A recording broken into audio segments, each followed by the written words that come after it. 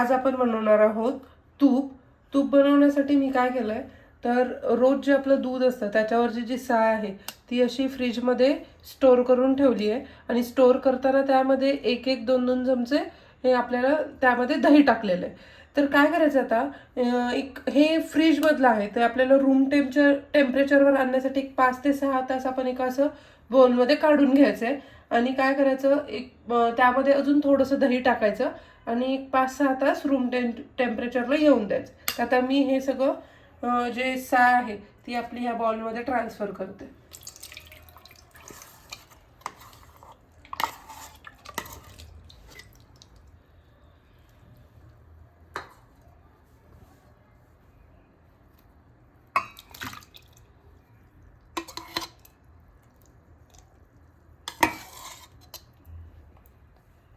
मी सर्व साय ह्या भांड्यामध्ये काढून घेतली आहे. तर आता आपण ह्यामध्ये काय करणार आहोत, तर एक 3 ते 4 चमचे दही टाकायचे आहे.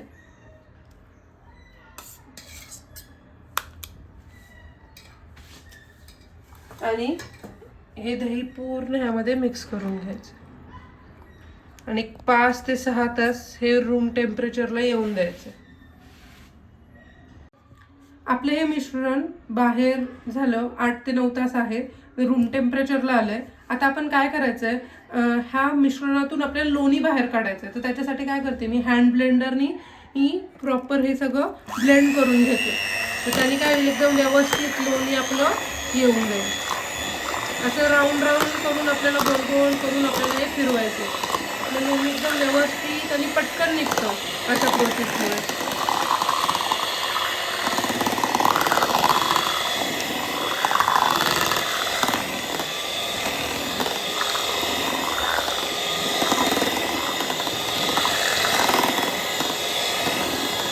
एकदम व्यवस्थित फिरवायचं. तुम्ही बघू शकता एकदम व्यवस्थित मिक्स झालं आहे सगळ्या गोष्टी. 5 ते 7 मिनिटं आपल्याला ही प्रोसेस करायची आहे. त्याने काय होणार आहे की आपलं लोणी आणि ताक हे दोन्ही वेगवेगळं होईल. मी 3 मिनिटं हे हँड ब्लेंडरने असं फिरवलंय. हे अशा पद्धतीने घट्ट बघा तुम्ही व्यवस्थित हे मिक्स झाले. आता ह्या वेळेला काय करायचं आपल्याला, एक थोडंसं 2 घोट पाणी ह्यामध्ये टाकायचं आहे आणि परत असं प्रॉपर मिक्स करून घ्यायचं. आधी असंच आपल्याला हाताने मिक्स केल्यासारखं करायचं, नाही तर तुमच्या अंगावर उडू शकतो.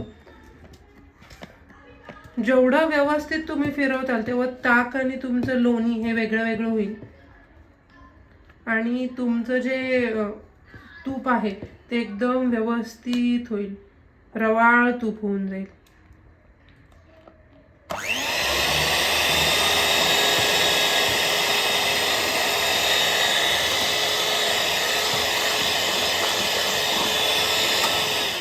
जेव्हा हँड ब्लेंडर फिरवतो तेव्हा असं मध्येच बाहेर काढू नका, नाही तर काय होतं अंगावर उठण्याचे चान्सेस असतात.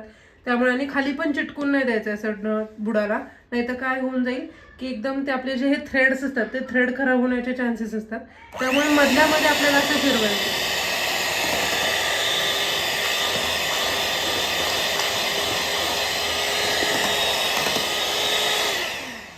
तुम्ही ही प्रोसेस मिक्सरच्या साह्याने पण करू शकता, परत रवीच्या साह्याने पण करू शकता. पण त्या केसमध्ये काय होतं, खूप वेळ लागतो.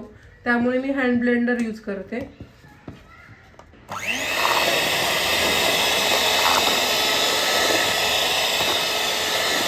अजून 3 ते 4 मिनिटं आपल्याला ही प्रोसेस करायची आहे.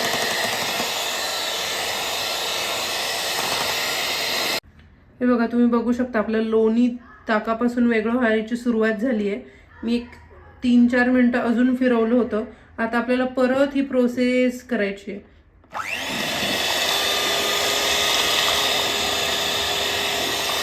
ह्या वेळेला आपल्याला स्पीड जो आहे थोडा कमी ठेवायचा आहे. बघा आपलं लोणी केवढं मस्त येत आहे. हे बघा केवढं छान लोणी आले. ह्या वेळेला मी काय करते, अजून एक थोडंसं 2 घोट पाणी टाकते.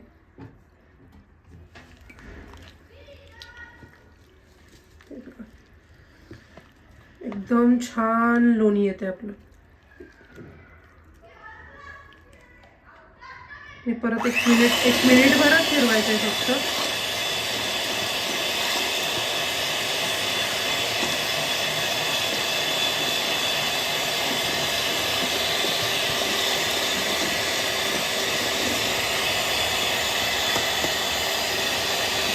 केवढं छान लोणी आणि ताक वेगळं झालंय.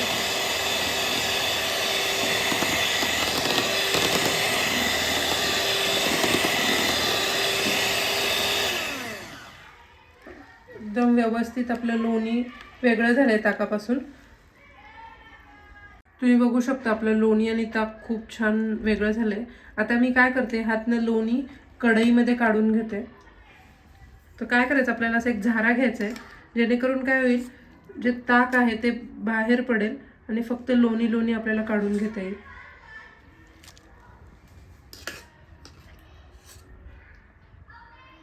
असं सर्व लोणी आपल्याला एका कढईमध्ये काढून घ्यायचं आहे.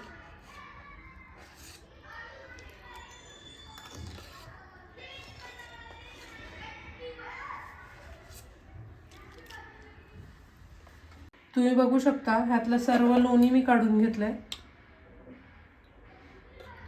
तुम्ही बघू शकता आपण एकदम व्यवस्थित लोणी काढून घेतलंय.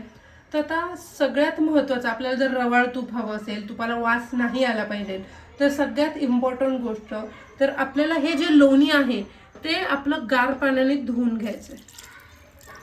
स्वच्छ धुवून घ्यायचंय लोणी, 1-2 पाण्याने व्यवस्थित धुवून घ्यायचंय. हे धुतल्यामुळे काय होतं, जे लोणी आहे त्याला वास येत नाही आणि आपलं जे तूप आहे ते एकदम रवाळ निघतं आणि जी खाली बेरी निघते तूप सगळं कडवल्यानंतरची, ती बेरी पण कमी येते. अशा पद्धतीने आपल्याला हे सगळं लोणी व्यवस्थित धुवून घ्यायचंय. आणि हे जे ताक आहे हे ताक तुम्ही यूज करू शकता. तुम्हाला पिण्यासाठी म्हणा, कढीसाठी म्हणा, तुम्ही हे ताक यूज करू शकता. आपल्याला परत सेम प्रोसेस करायची आहे. एकदा आपण धुवून घेतलंय, आता परत दुसऱ्यांदा धुवून घ्यायचंय. व्यवस्थित स्वच्छ धुवून घ्यायचंय. बघू शकता अशा पद्धतीने व्यवस्थित धुवून घ्यायचंय.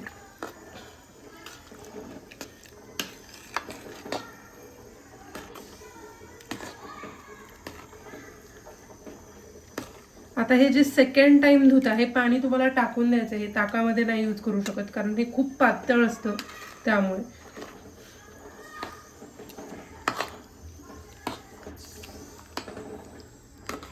तुम्हाला जर फक्त लोणी आणि आपली कढवलेली पुरी असते ती जर खायची असेल तर ते पण खूप छान लागतं. आपण लोणी स्वच्छ धुतलंय आणि आता मी गॅसवरती ते कडवायला ठेवलंय. तर असं ह्या पद्धतीने ते मेल्ट होत जातं. गॅस हा आपल्याला मीडियम आचेवरती ठेवायचा आहे. अशा पद्धतीने एक 15 मिनिटं लागतात आपल्याला हे लोणी कडवायला. मी दाखवते तुम्हाला मध्ये मध्ये कशा पद्धतीने आपल्याला करायचं आहे. लोणी कडवून गॅसवरती एक 2 ते 3 मिनिटं झाली आहे. तुम्ही बघू शकता अशा पद्धतीने पूर्ण आपलं जे लोणी आहे ते मेल्ट झालंय. जर तुम्ही ह्या वेळेला जर तुम्ही गॅसच्या जवळ असाल तर गॅसची फ्लेम मोठी ठेवा. नाहीतर मग काय करा, जर नसताल जवळ तर आपण गॅस बारीक करायचा आहे. तर मी आता गॅस बारीक करते आणि परत 4-5 मिनिटं असं मध्ये मध्ये आपल्याला असं हलवत राहायचं आणि 4-5 मिनिट अजून चांगलं व्यवस्थित कढवून द्यायचं.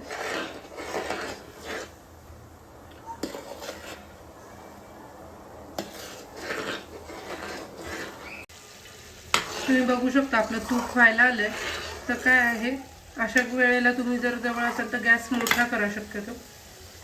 आणि ह्यामध्ये आता आपल्याला काय करायचं, तूप एक रवाळपणा येण्यासाठी आपल्याला ह्यामध्ये काय करायचं, एक पाव चमचा मीठ टाकायचं. तुम्हाला जर खायचं पान तुमच्याकडे असेल तर तुम्ही खायचं पानही ह्याच्यामध्ये टाकू शकता. त्याच्यामुळे काय होतं, तुपाला बिलकुल वास येत नाही. आता मी गॅस मोठा केलाय आणि 5 ते 7 मिनिटांमध्ये आपलं हे तूप जे आहे ते रेडी होणार आहे. पण ह्या वेळेला आपल्याला कंटिन्युअस चमचा हा हलवत ठेवायचा, जेणेकरून आपलं तूप आहे जी खालची बेरी राहते ती जळणार नाही. तुम्ही बघू शकता आपलं तूप केवढं छान झालंय. ही खालची बेरी आहे हे हळूहळू एकदम व्यवस्थित होऊन जाईल. बघू शकता आपली बेरी पण व्हाईट आहे. ह्या सिच्युएशनला काय करायचं आहे, आपल्याला आपला जो गॅस आहे तो एकदम बारीकच ठेवायचा आहे, नाही तर आपली बेरी जळू शकते.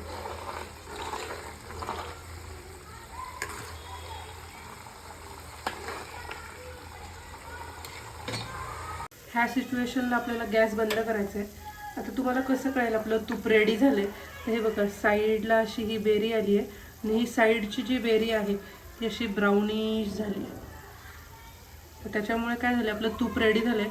आणि ह्या सिच्युएशनला काय आहे, आपली कढई पण गरम आहे, त्याच्यामुळे त्या गरमपणामुळे एकदम जी बेरी आहे खालची ती पण एकदम व्यवस्थित होऊन जाईल. अशा पद्धतीने आपलं तूप हे एकदम घरगुती तूप छान रेडी तयार झालं.